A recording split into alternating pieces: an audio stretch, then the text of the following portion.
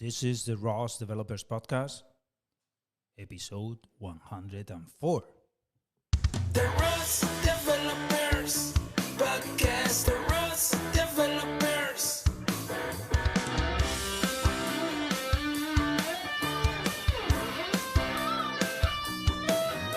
The ROS Developers Podcast, the ROS Developers. Hello, ROS Developers, and welcome to the ROS Developers Podcast, the podcast that gives you insights from the experts about how to program your robots with ROS. This is Ricardo from The Construct. And this is Miguel, also from The Construct. Today it's a very special podcast because we're going to do it live on the ROS Dev Day Conference 2022.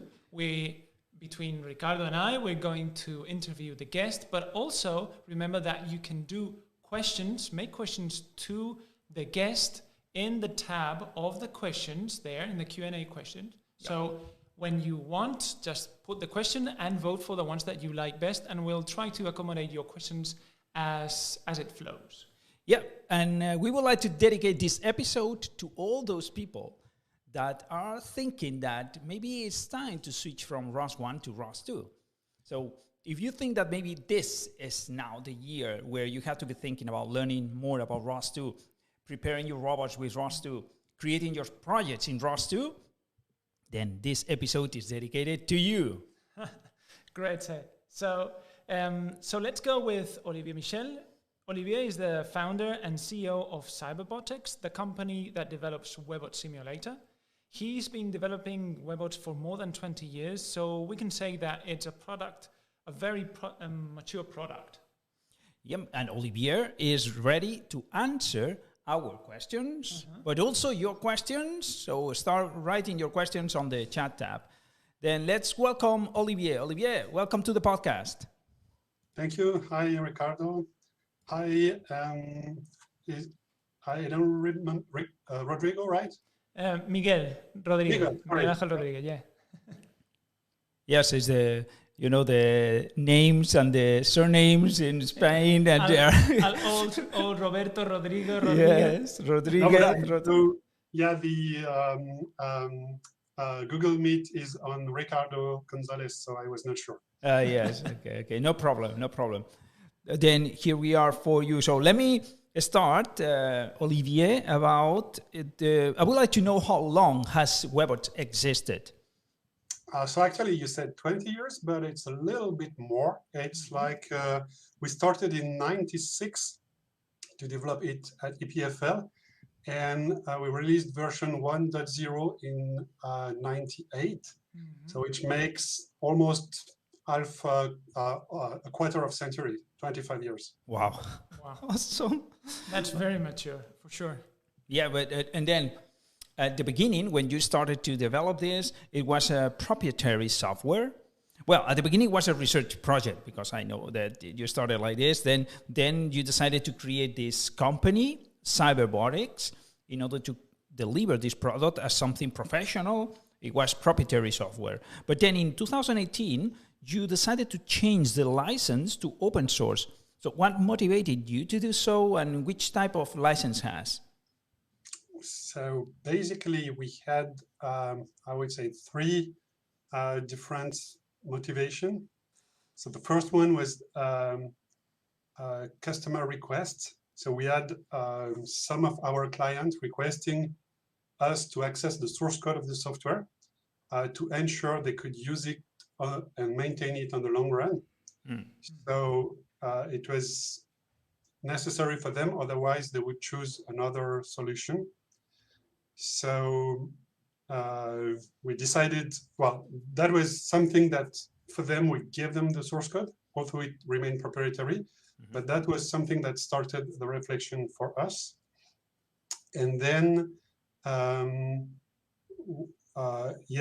some other customers say that having their simulation as open source software would allow them to have a wider distribution. That is, they could give it to many people, and they wanted to do that. And other said that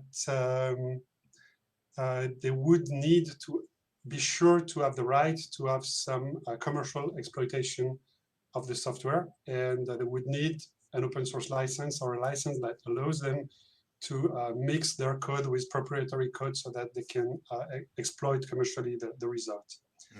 So that was the first point. The second point is the fact that open source software usually benefits from a large community, bringing testing, bug reports, bug fixes, contribution, spreading the words, and so on. So that was something nice. And the third point is that we actually love open source software. So it was time to go. So in the first months following this move, it was difficult because we lost all the money from the sales of the licenses. And that was a big loss for the company. And we had to fire one employee because we could not pay the whole team. But after 1 year, thanks to a new customer coming because we were using open source software, we could hire back one more employee and then even more. Wow. And so, yeah, that was a difficult move, but at the end of the day, we don't regret it so far because it allowed to grow again on this market. Awesome. Very impressive. Very Yes. brave. Very brave also, yeah. And then the license that you put as open source, what does it allow to developers and entrepreneurs to do? Yes, so this is basically the Apache 2 license, which is the same as in ROS. And this license allows you to do whatever you want. Basically, you can develop open source software. You can also develop commercial software, proprietary software. You can mix it with commercial closed source software. So everything is permitted as long as you maintain the license. That is, you need to keep the license file with what you're distributing. Okay. But it doesn't prevent any kind of use. This is the same strategy used by the people like the Open Source Robotics Foundation to avoid blocking industrial application using their software. Okay. And then, so we have this Webots software that is a 3D simulator for robotics. We are going to learn more about the things that it can do along this talk.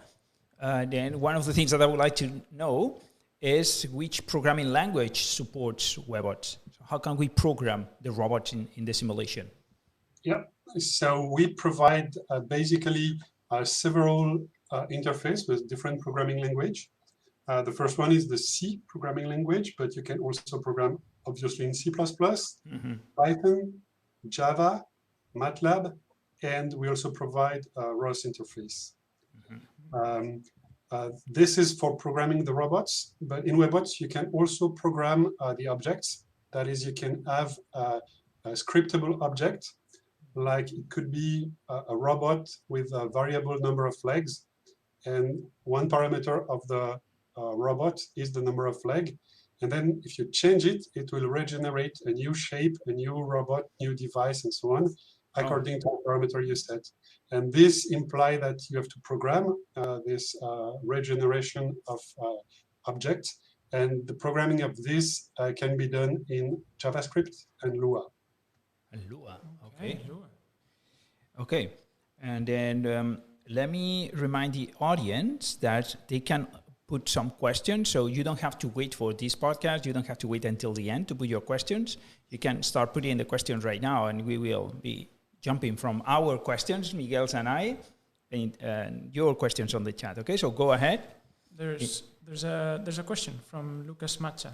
Okay, so I cannot see it here yet. Yeah, it says, maybe a first question, how well does Webots support integration with ROS2? I'm currently using Foxy. What are the current limitations for using ROS2? That's basically the question. So we have a pretty good support for ROS1 and ROS2.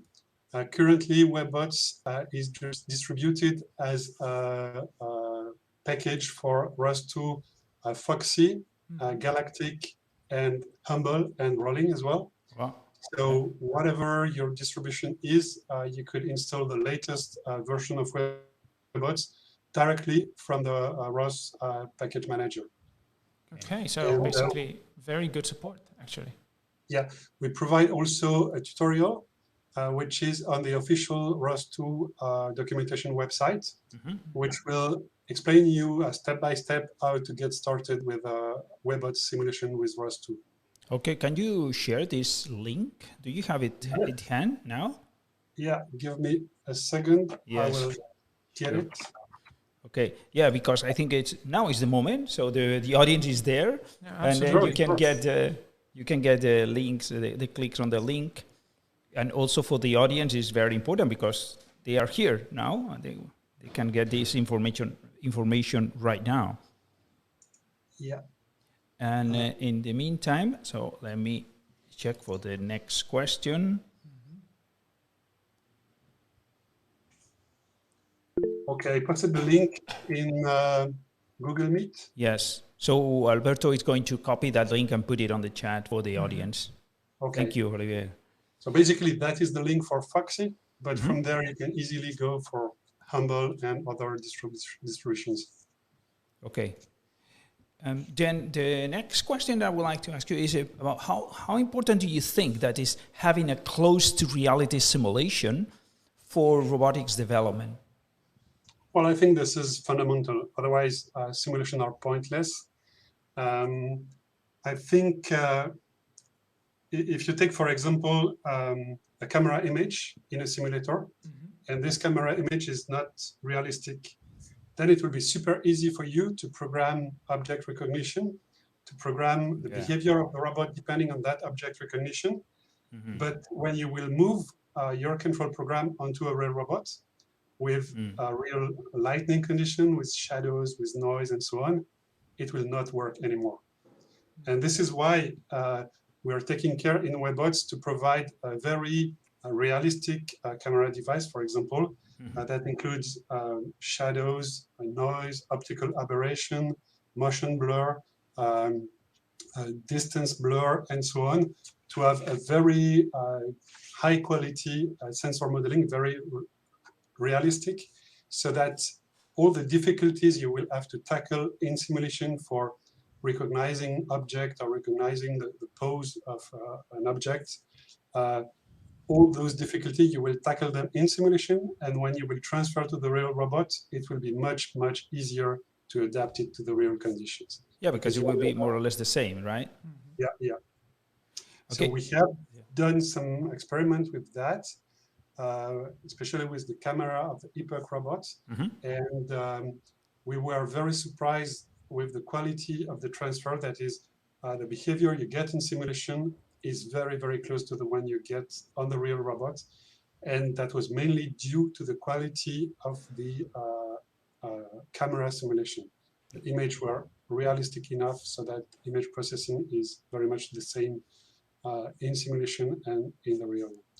And do you have any paper, any result that is showing those that you are measuring? Because you remember that so many years ago we did a paper together about this, about measuring the differences between the simulation of the eyeball robot and the real robot, and how the simulation was so close to reality. Yeah, that's right. Unfortunately, we didn't publish any new papers since then, but we should indeed. Okay, but, okay. I hope some users will make some publication. There are more and more publications about Webots, about people using Webots. Hopefully somebody will publish something on that topic as well. Okay, then for the audience that is there, if you're interested, you can contact Olivier. Maybe you can do a very interesting work, maybe an internship, or maybe your thesis for the final project of your studies. Doing this interesting, I can tell you because I did it with Olivier also, and then it was very, very interesting, and we got some interesting results, and it resulted in a publication in a cited journal. Important. So yeah. Also take into account, I've been inside the Git of Webots, and they are really, really active. So it's a very active Git repo. So don't worry, there'll be people to help you, because I see it all day. They are doing changes every day. So okay, Great. So it's an alive project. Yeah. But Olivier, you mentioned about the realism of your simulator in terms of visual reality. I mean, looking very realistic in terms of vision, of perception. But what about in terms of physics? So how realistic do you think that having a physics simulator is, rather than looking more realistic? Yeah, I think it's not a matter of looking, it's a matter of rendering realistic camera images, which is important. Whatever it looks is, from aesthetic point of view, but it's not interesting from a scientific point of view. Now, from a physics point of view, I think this is equally important to the realism of camera images, because if you have got wrong physics, then the behavior of your legged robot will not transfer well in the real world. Mm-hmm.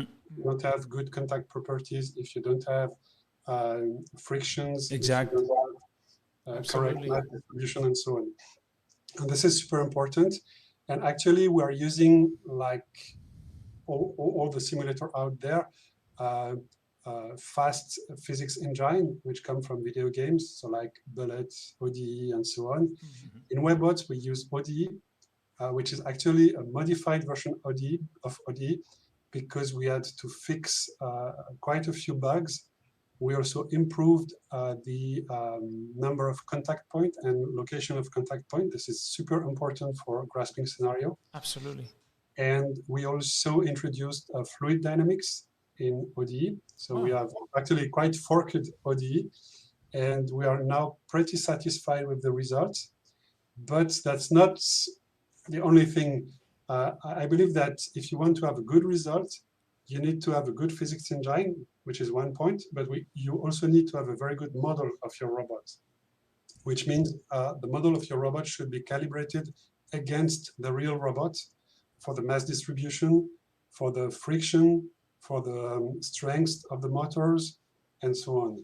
And once you've a well-calibrated model with a pretty good physics engine behind, then you can be pretty confident that the results you will get in simulation will be very close to the one you would get on the real robot. But you don't have to forget the quality of the model. So in Webots, we provide a number of example models, like we provide Ivo robot, we provide Nao, we provide Ubot, and so on, which are pretty well calibrated. But if you want to create your own robot, then you should consider spending time in making a good calibration of that robot. Otherwise, the result will not transfer well, and it will be pointless. Makes sense. Okay, so we have questions from the audience. Stefan Nesser asks, could you, for newbies, outline the differences between Gazebo and Webots, please? No, I'm sorry. I don't use Gazebo, so I'm not an expert. And I really don't know the detail of the technical differences between Gazebo and Webots. What I can say is the feedback I'm getting from users, and especially some users which are switching from Gazebo to Webots. And they tell me, actually, what's good, what's not.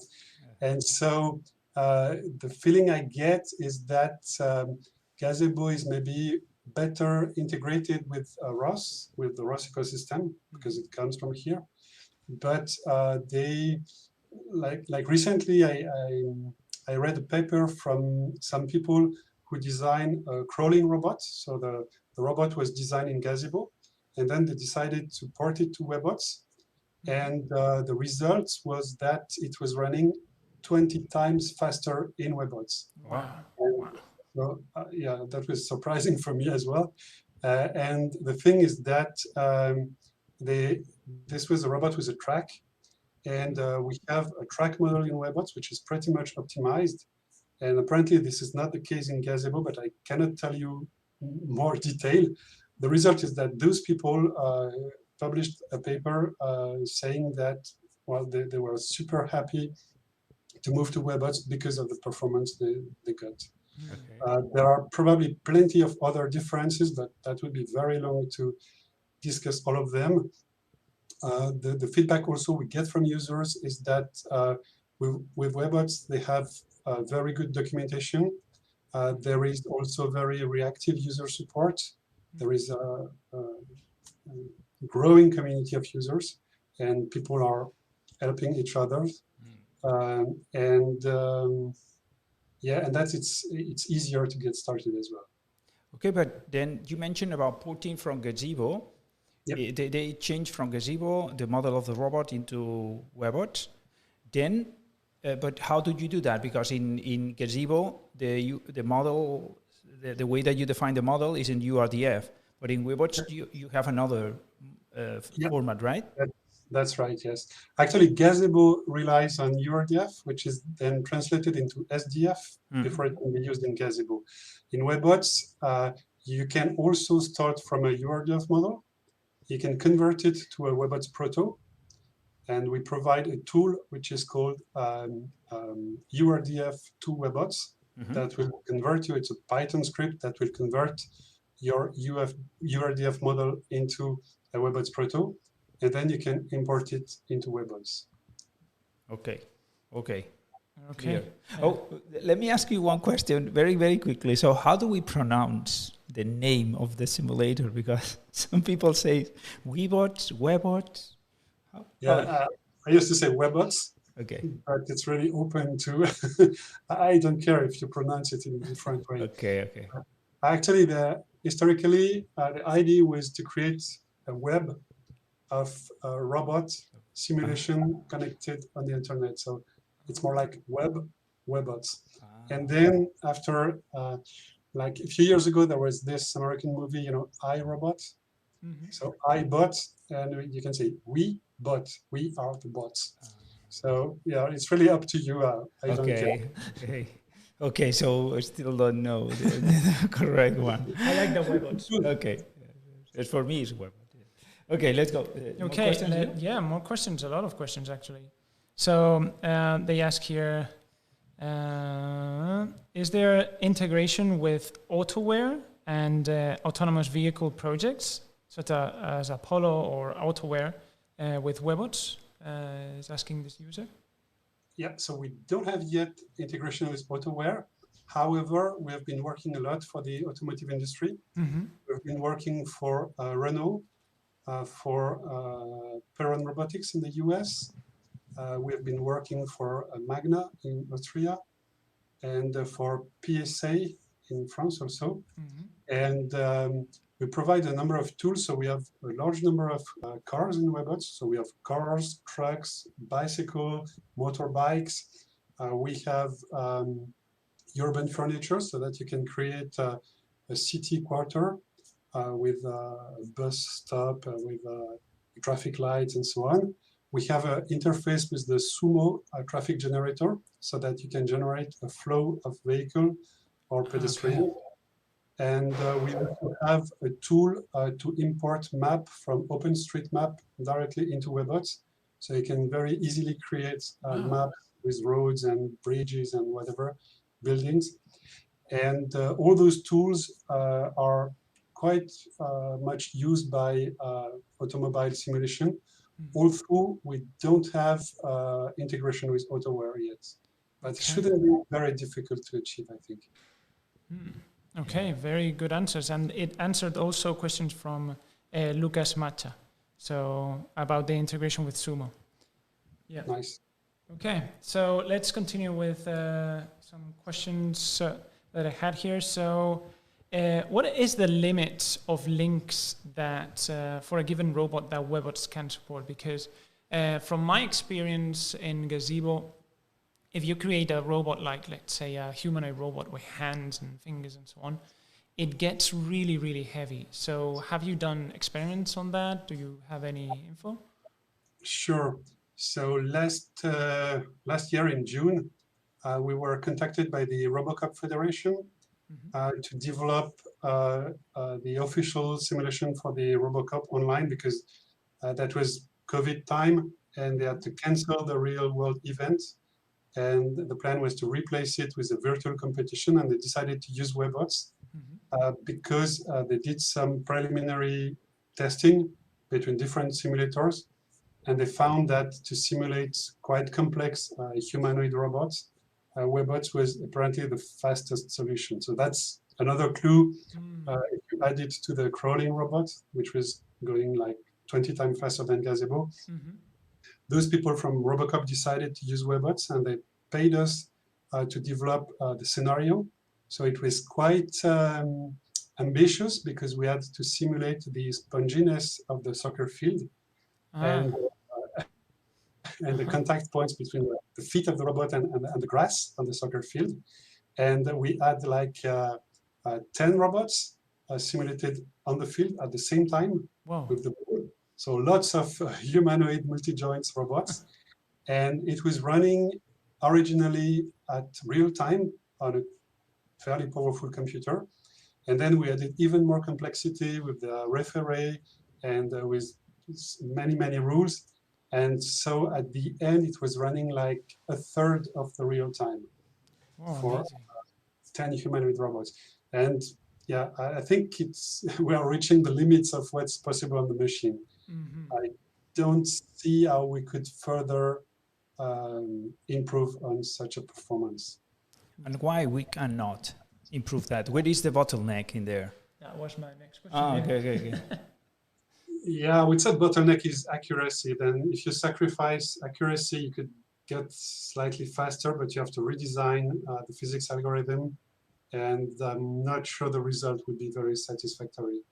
You mean in terms of parallelizing some physics computations in order to do them faster with more processors? Yeah, that's another possibility. But as long as the robot come close to each other, it's super difficult to parallelize. Yes. So it's doable if the robots are far away from each other because they are like independent simulations, so they could run on different cores without any problem. But as long as like you have the 10 robots gathering in the middle of the field and threatening each other, then you have to put everything on a single core. And I don't see a very efficient way to handle that. Yes, I think that is kind of a limitation of the technology itself. So on the physics of in computation, so the computation skills. Of the physics of 10 football players in the same spot interacting with the ball, it would be. So it's like I think that the bottleneck is in the algorithm. So we don't know how to parallelize this, because the interactions are between all of them at the same time. So they have to share the information, then distributing between different threads or different processors, then makes very difficult to access quickly to the same information at the same time. Okay. So that's a limitation of the current technology in simulators in general, right? Sure. Okay, I have a question here. I think that you might have answered partially, maybe. So how does Webots manage the interaction between different elements that compose a robot? For example, grasping. You said that you have a highly modified version of ODE, maybe, and the grasping and so on. It's that basically, right? The ODE modified. Yeah. We had to fix a number of primitives in ODE for collision detection because they were generating not enough contact points to provide quality contacts. Because when two bodies collide with each other, they will generate a number of contact points. And this number has to be optimal so that the contact is stable. And originally, ODE was not generating enough contact points, and the location of those contact points was kind of random, and it was not providing a stable collision. Especially when you want to perform grasping, it's super important to have good contact points. Absolutely. And so we had to rework quite a lot on ODE to improve for each primitive, that is for boxes, cylinders, capsules, spheres, and so on, the generation of those contact points. Yeah, I've experimented those problems in Gazebo myself. So, so next question is, how easy it is to create a world in Webots? Are there any tools to build worlds through a GUI or something more user-friendly, maybe? Yeah, so the tool is Webots, indeed. Typically, when you want to create a new environment for your simulation, I would recommend you to browse all the examples we provide. And like we provide about 100 different examples. So that goes from factory to home to a tabletop environment and also we have cars and urban or highway. There's a huge variety of different environments. So you should first select the one that is the closest to what you want to do. And then you can very easily, from the graphical user interface of Webots, move objects around. You can delete objects. Okay. You can add more objects. So we provide a huge library of objects from all categories. So you can insert a new object. You can change their properties, color. You can move them, rotate them, set them the way you want. If this is not enough, you can also import 3D objects. So Webots supports importing objects from OBJ format, Collada format, STL format. So if you find some object on the web, you can easily import them into Webots. However, if you import those objects, you will get only the 3D shape, and you will have to add the physics property. Yeah, the collisions and inertia. So that's a little bit more of work. And if you don't find what you need on the web, then you can create your own object with Blender and import it in Webots in the same way. Okay, okay. Let me ask you one question from the chat, from the audience, that says they are worried if Webots support Ubuntu 22, because this person, Lucas Mendera, he is visiting your website right now, and he can only find the installer for the version of Ubuntu 20. Yep. So that's a very good question, because we're about to release a new version by the end of June, which will be compatible with Ubuntu 22. And the good news is that you can already download the nightly build of this new version from our GitHub repo. You will find it's labeled R2022B. And if you get this one, it will run without any problem on your Ubuntu 22 machine. Okay, but it's for Windows, because this is another question from Hassan Hariri, that he says, is Webots installing Windows OS only, or? No. We have a different version of Webots. You can install it on Linux, on Windows, and on the Mac OS as well. Okay. So you can select whatever version you want. Okay, so good. What else do we have? So the next question is a star. So how is Webots integrated in ROS? Is it natively integrated? Does it use a bridge like other engines like Unreal or things like that? The difference is that the first one, basically for the audience, is the first one is native. We just create ROS controllers for Webots or not. So how does it work, basically? So this is a native interface in the sense that we provide with the ROS packages, ROS nodes, which run on your robot controller. So basically what you have to do is you have to create a robot or select a robot, whatever, and then you have to set the ROS controller on that robot, which comes with Webots. And from there, you're done. That is, the robot will be able to publish topics and message action services and so on. And you will be able to interact with ROS directly. So there's no bridge or no indirect interface. The interface is direct. Perfect. Okay. And one question? No, you can go. Yeah. And this, so this question is, does it handle ROS1, ROS2? So everyone, so I think you've answered already. So every distribution of ROS2 basically from Foxy, right? And ROS1 also from Noetic or even earlier maybe? Yeah, so we support, we recently dropped support for Melodic. So right now we support only Noetic. Okay, it's understandable. Okay, then let me ask you another question. What does it require from the developer to change in order to have the ROS robot running in Webots? So I have my ROS robot that I'm using Gazebo, and so I have my robot, the real one also, that is on the side here and is running ROS. And then I would like to switch to Webots. So what will be the steps that it will require? So basically, you will have first to convert your URDF model into a Webots proto. But we provide a script that does it for you. And then regarding the controller, you will maybe, in theory, it should work out of the box like this.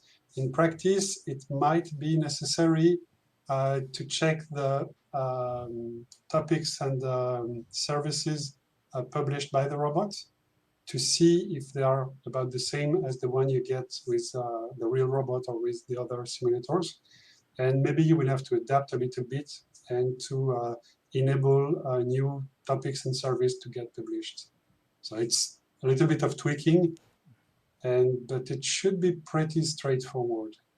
But then once we do that, then we can create any node for those robots in a normal sense if we were programming with Gazebo, right? So we can publish, we can subscribe to the topic of the laser, we can publish data to move the robot in the velocity topic and so on, right? Yeah, basically, we support all the standard topics and services, but in some cases, if you have some exotic topic or services, like custom, they may not work out of the box. Like custom messages or custom services, you mean? Yeah. Aha, okay.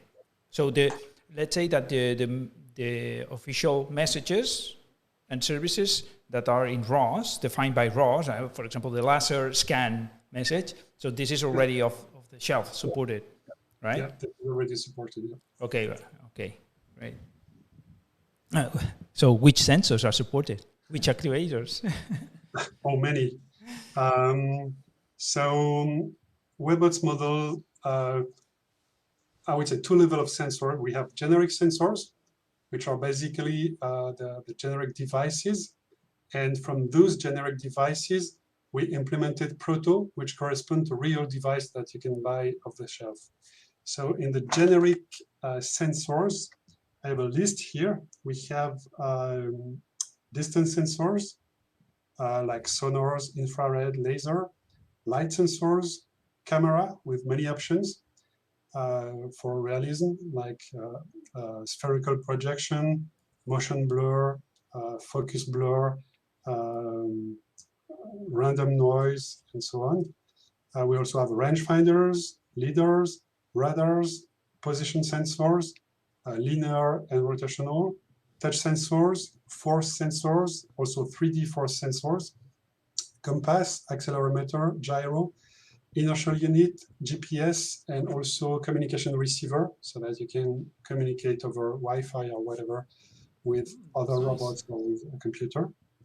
And for specific sensors, we created a number of proto that are distributed in Webots, but any user can contribute more. Currently, we have Multisense S21 camera, sharp infrared distance sensors, IBO, Okuyo, Robotics, SICK, Velodyne leaders, Delphi and smart micro radars, Microsoft Kinect, and so on. But this library is very easily expandable, and it relies on the generic sensors. And then regarding actuators, the same philosophy applies. So we have generic actuators like rotational and linear motors. We have artificial muscles, tracks, propellers, brakes, connectors. So a connector is a device that can mechanically connect to another and disconnect. We also have displays, so you can simulate a screen. We have LEDs to simulate lights, speakers, so which can play back MP3 wave file, but also we integrated text-to-speech, so it's super easy in Webots to get your robot speaking. We also have a pen device to draw the trajectory of the robot, for example, on the surface. And And regarding the specific actuators, we have the robotic 3F gripper. which is a specific model of a gripper, which you can pick and plug on your robot design. Okay. But also, you could extend this library with many. With your own, you mean? Sorry? With your own, you can extend with your own actuators or sensors. I mean, it seems that you have everything you need for basic and not so basic simulations. So. Yes, exactly. Well, so many years developing, so that's the thing. But this morning we have a speaker from Open Robotics, and he was showing us how to simulate underwater robots and how to use different plugins to simulate the buoyancy and the propelling of the robots. So how does is that possible to be simulated in Webots? Yes, you don't need any plugin because we already have fluid dynamics included in Webots. So we have some customers who simulated. So we have different things. We have people simulating submarine robots. And then we have people simulating floating robots like boats. And then we have people simulating drones. So it's in the air, so it's not in the water. But basically, the physics is about the same. It's a matter of parameter in the simulation. So yes, this is possible in Webots out of the box without installing any plugin. We have a number of objects like fluid and immersion properties, and you can simply set up your simulation. We have, for example, an example of a salamander robot. Which yes, is I remember that one. That one's really cool. So it's walking on the sand, and then it's getting into the water, and then it's swimming into the water. And it's super easy to have a submarine robot, to have boats, to have drones, to have different kind of drones. We have a propeller device, which can be used inside a liquid or in the air, and it will work the same. And so you can create a drone with this propeller device, but you can also create a submarine with the almost same propeller device. Just have to change a little bit the parameters, but you're done. So you define then the element and the properties of that element. And then by defining this, then if you put a robot in there, then it's going to actuate based on the physics of those parameters, right? Yeah. And that's that simple. Yeah, but you have to be aware that in Webots, the fluid dynamics model is very simple for performance reasons, because when you want to simulate fluid dynamics, you have two options. Either you simulate it by finite elements, and that's very accurate but very computer intensive, and the simulation will run very slowly. Or you make some approximation, some heuristics, and you have something that is less realistic, but that can run in real time. So in Webots, we choose to implement the second option, which is less realistic. That is, there is no turbulences, for example.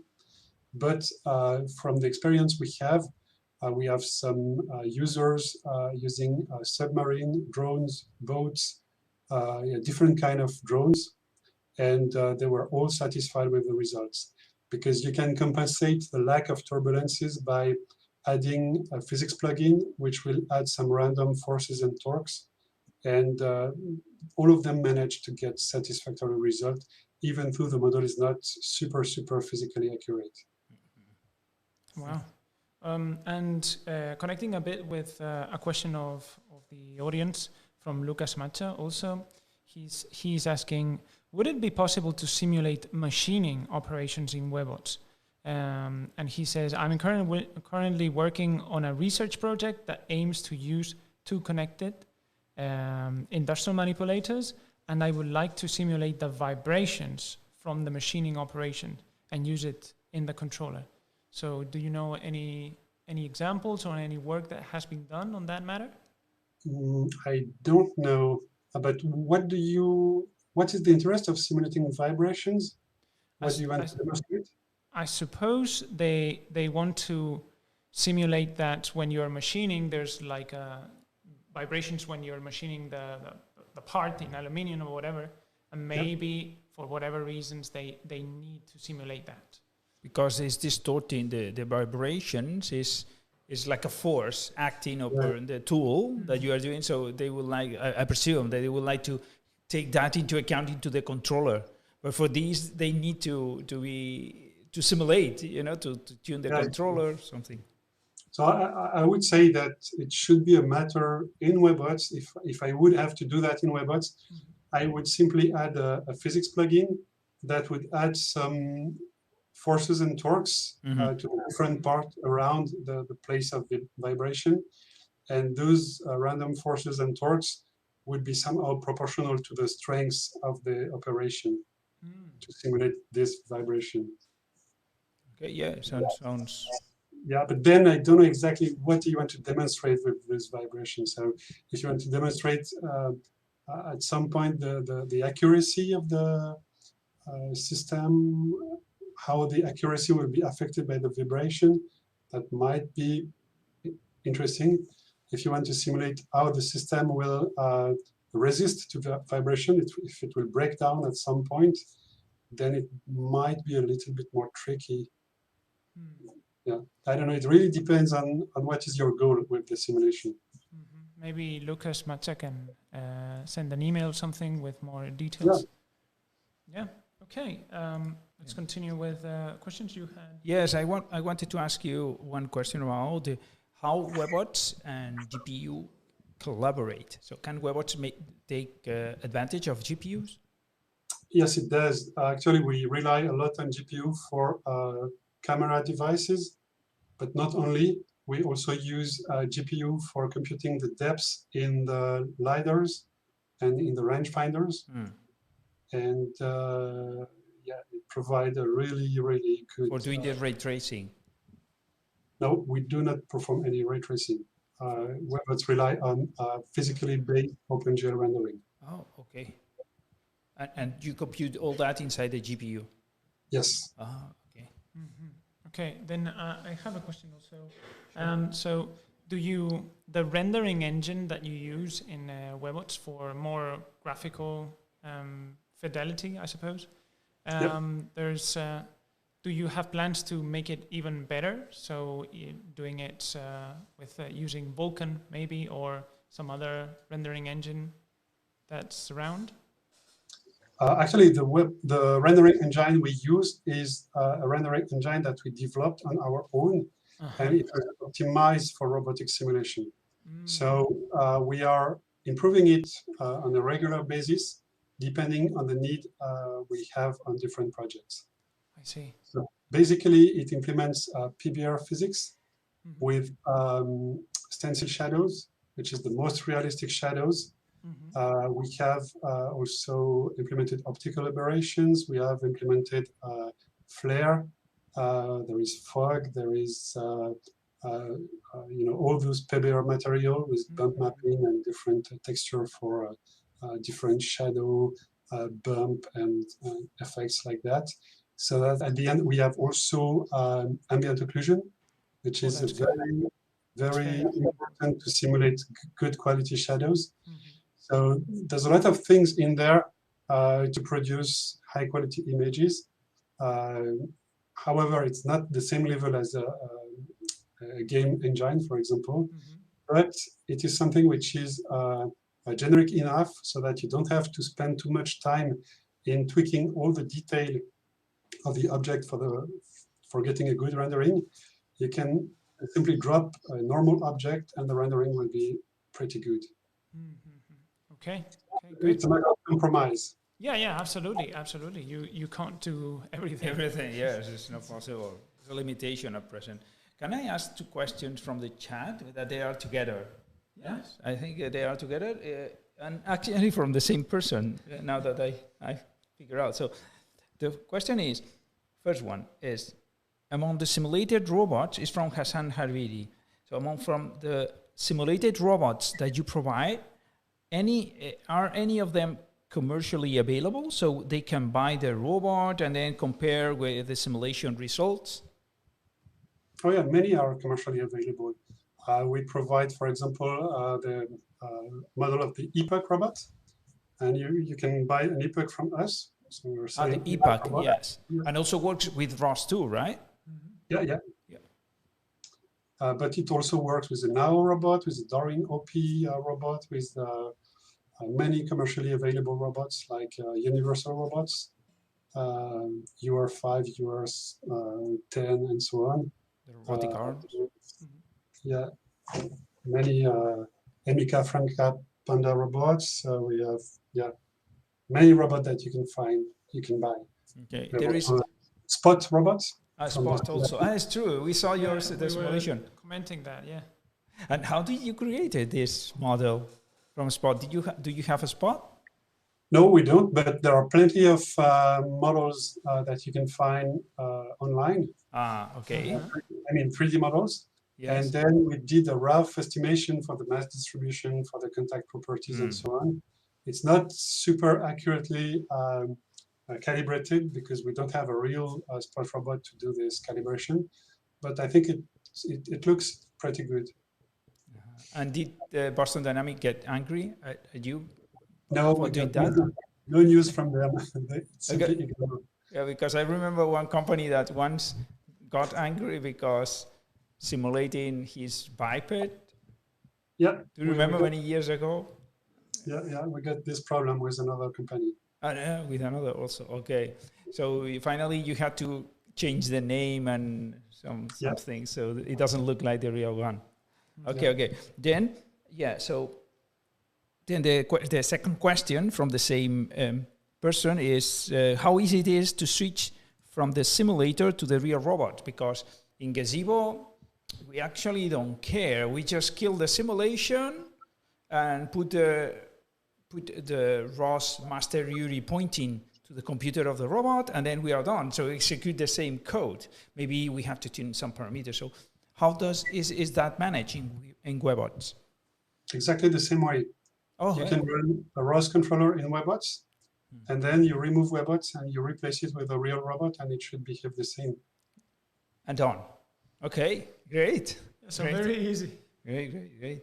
Okay, more questions? Do we have more questions? Yeah, we have more questions. So how much is Webots prepared to run in the cloud where you have hundreds of processors available? Can we use that power with websites to launch hundreds of robots in the same simulation, I suppose? Maybe you answered this a bit, maybe? No, I think it's super difficult to run a single simulation with a very large number of robots. You can do it, but it will take very long.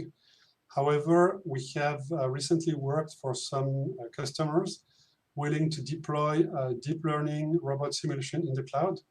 And actually, we have developed for AWS some tools so that you can quickly deploy inside AWS 1,000 of Webot simulation running in parallel.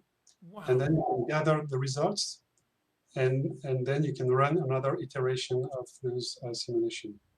So we have all the tools. So we did that for a private customer, but we do have all the tools to very quickly deploy a huge number of simulation inside Amazon Cloud, but any other cloud, basically. Okay, really interesting that. My next question is, what is Webots animation action? What's its purpose? Yeah, so Webots animation action is actually a GitHub action script, which is very easy to use. When you have a Webot simulation, which is hosted on some GitHub repo, you could simply add this GitHub action, and every night or whenever you want, it will run your simulation inside GitHub action, so in some GitHub CI machine, and it will record the 3D animation of your simulation, and it will publish it on the GitHub pages. Wow. So that when you come the next day, you go to your GitHub page and you see the 3D animation as it would run in Webots, and you can see the robot moving and doing whatever you program it for. I imagine it's a video recording, or it's an OpenGL? Nope.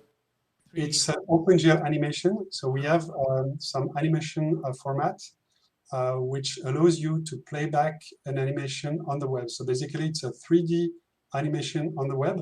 So you can zoom, you can change the viewpoint, and you can see the simulation running, but it's an animation, it's not interactive. Wow, that's amazing also. And I think my last question is, what are your plans for Webots in the future? So what do you plan for Webots? So very short term, we're going to release Webots 2022B. So this will happen end of June, beginning of July.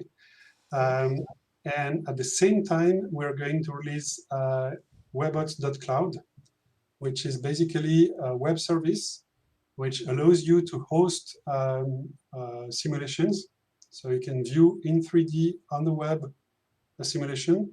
It can host also animations, so a recording of a simulation, as I described.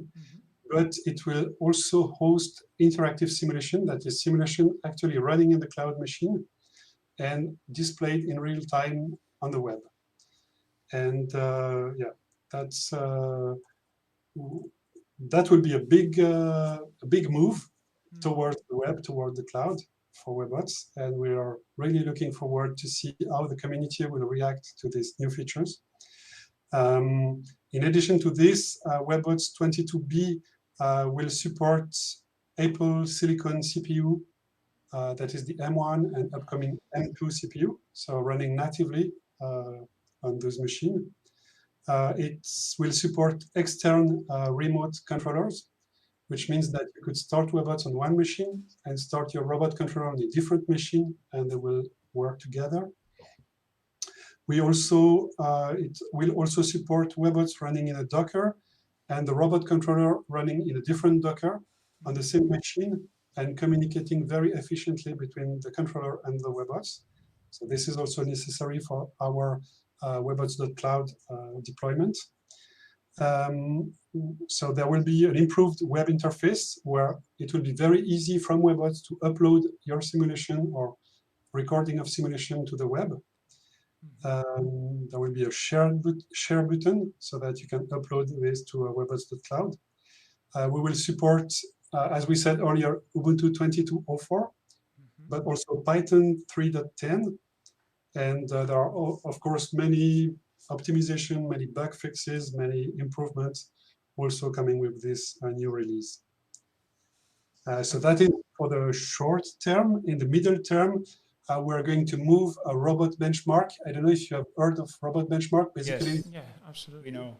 it's a web service where anybody could program a robot to address a robotics challenge and then to get a performance on that challenge and to get ranked tons of users on this web service. And we're going to move it to the next generation, that is to Webots.cloud. And the big news will be that it will be possible for any user to contribute their own benchmark. Like currently, Robot Benchmark offers about 12 different benchmarks, but you cannot create your own. And with Webots.cloud, you will be able to create your own benchmark. Wow. And finally, we're going to organize a robot competition to promote Webots.cloud and the use of Webots. And well, that's it for our plan. Well, I think it seems like the construct, the rhythm. Yes. Like, oh We are my. following the same. Oh my. Yes. Wow. Okay. Yeah. So it's Everything is open source, including the web service technology and so on. So if you guys at Deconstruct or anybody wants to deploy this on their own machine, then you're welcome to do so. okay. Yeah. Yeah. So we were seriously considering this. Absolutely. I mean, absolutely. before this talk and so on. So because because of the super cool results that we have seen in Webots. But we'll discuss this later, maybe. With a coffee of With a Starbucks. coffee. Are you going to attend the ROSCon, by the way, in Kyoto? No, unfortunately, I won't be able to make it this Okay. time. Well, are you going to come to Barcelona for the beach? Neither? Sorry? Are you going to come to Barcelona to the beach? Oh, maybe, yeah. That's okay. That is where I convince you. Okay, so then that's the point where we are going to talk. Great, Okay. great, Olivier. Okay, so that's all for today. Thank you very much, Olivier. Welcome, thank you. It's great to be invited here. Sorry, you said? So it was great for me to be invited in this ROS Developers Day. Thank you, Ricardo. Okay, our pleasure, our pleasure. And then for all the audience, then that's all for this podcast. Then we are going to continue with the conference, but remember that we will have another podcast interview the next week, interviewing a new expert. And until then, keep pushing your ROS learning.